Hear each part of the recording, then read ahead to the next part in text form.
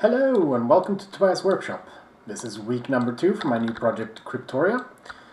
For you that have seen the first video, it should be pretty apparent that a lot has changed from the game just from a quick glance here. But before I begin, I'd like to thank all of you for the good feedback on the last video and the tips that I've gotten, both here on YouTube, Discord, and on the Unity forums. I've gotten a lot of feedback and yeah, it's been really good. First off, let's see here if we start up the game here. Okay, so from last week we've replaced a lot of the models in the game, as you can see. We also got these new flowers for the UI instead of little health bars, which should be more in theme with Dungeon Keeper from what I think.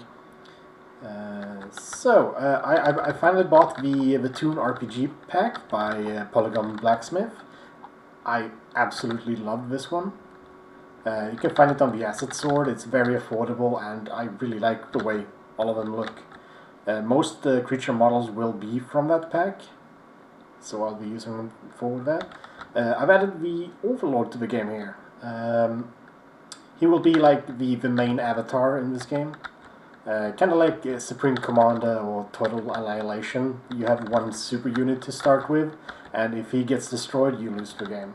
So instead of a Dungeon Heart, you will have the Overlord. So you'll have the choice of, do you want to send him into the game, or should you just stay back at the base and not risk defeat? Yes, and I've added, let's see here, the Goblin Workers are no longer goblins, they're skeleton workers, to more better fit the theme of the game. And I've added a new function down here that you can queue up, and the Overlord starts working on summoning new workers. So he has something to do now instead of just walking around. I've added orcs to the game. Let's see if we go and get ourselves situated here while we talk. I've added orcs to the game. They used to be skeletons there, but since we had skeleton workers, I didn't want to go over to having skeleton warriors as the next one. So instead I changed them over to be the first unit to be the orcs.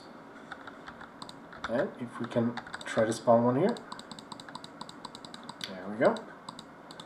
And an orc should arrive any second now. I've added another room here, which is the hatchery. That's where the creatures will get food. Build one of these. I've added descriptions and other things down here. For example, you can see the names over here: Worker, Overlord. We got some of the skeletons over here. We got the orcs. As you can see here, there's one of them over here. He came over. We also have the flag. It's a spell. I'll get into that later. Then we have the little rooms here. We got a treasury, the and the hatchery. If we start this up here. See, we made a little hatchery here. This is a temporary model here for the chicken coop. But if we look close here, they start to spawn little chickens. Really nice. Yeah, that was actually one of the harder things that I've done.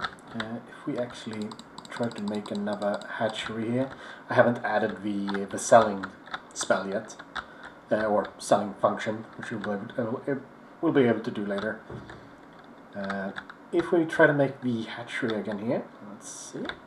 Let's summon some more workers to make this go a little bit faster here. Should be done now. And here he goes.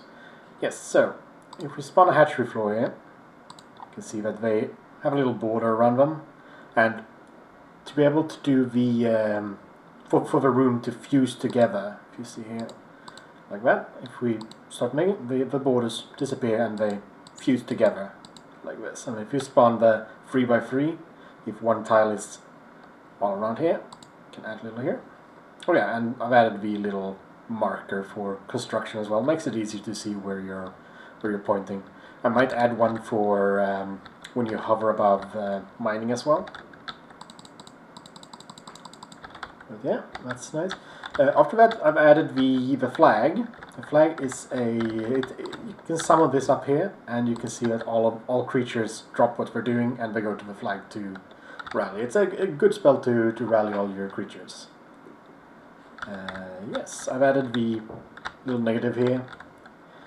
If you have a flag up, it drains. Here you can see a mana plus 50 a second. So it drains slowly the mana while you have that one up. I don't have anything to dismiss the flag just yet, but I'm gonna add that because sometimes you don't want them to stand around like this. Yes, let's see. This one thing I found to be really difficult about this process here is the knowing what to add to the game. Actually, the little description boxes that was from my girlfriend trying the game, and she didn't understand what any of these were, and she tried to hover above them, and she said I should add a little description box, and it really helped. Some other people tried the game and they said exactly the same thing. They needed description boxes. So one of the problems I've faced is not actually knowing what to add to the game. And so I've added testing to the game a lot earlier. I'm planning on releasing a demo soon to just get it out there pretty early on, get some feedback. Yeah, maybe even get the family and friends to play it so they can give some really honest feedback there. Yeah, I've started working on some environment stuff as well. If we look over here, we got the the water is in the game now, but it's also a prototype. I don't entirely like how it looks, but it looks fine for now. It has little drops that come. You can see what is water at least, as you can see here. I've also added some more stuff to the heroes. For example, on this level, this is probably going to be level 1. This is the gateway or the stairs where the heroes come from, so they will spawn here. As some levels will be level based, where they just come out of here, they start attacking you, and some of them they will just have a stronghold and you have to attack them to get something, or kill, like the Lord or whatever. If we check here, I should have a dig. Yes, I do. I have added this unit as well, which is really nice. This unit is special for when they are gonna attack you. This guy spawns and he will. There you go. See that he starts to dig towards the player. So if there's gonna be like an invasion or invasion mode or whatever, the little diggers will spawn and they will start digging towards the player.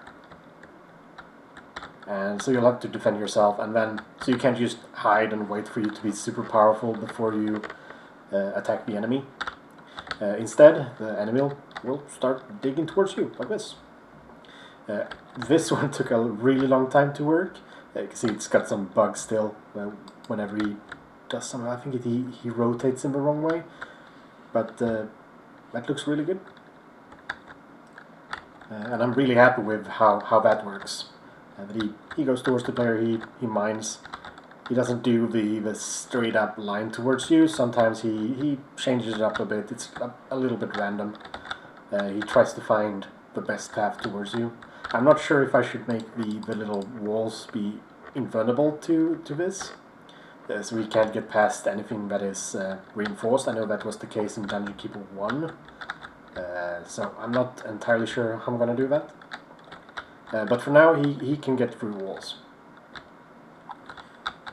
Let's see. That should be most of the core systems that I've added to the game so far.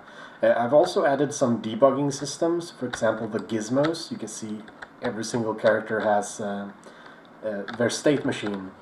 You can see them whatever they're doing. Like, for example, this orc is gonna go and eat. This one is sleeping. This one doesn't know what to do, or they're looking for jobs. He's sleeping as well, and yeah, he's mining, as you can see.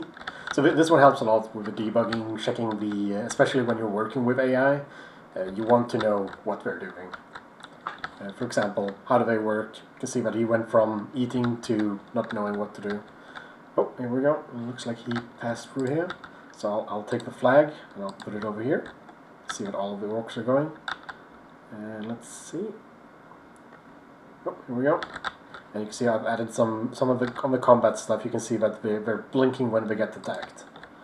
Now there was only one enemy, so there's not really much going on there. I'm going to add the corpses and the blood and gore and stuff like that later.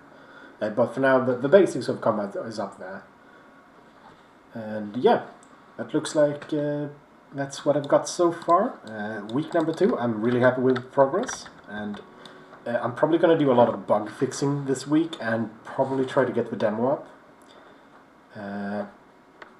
Yes, I'd love to get feedback on this, especially on the demo when I release it. If you like my content, please subscribe, and I'll have another video of this series once a week, and I'm planning on having a couple of the smaller videos now and then as well. And as always, the assets used in this project will be in the description. Thanks for watching this video. I'll see you guys next time.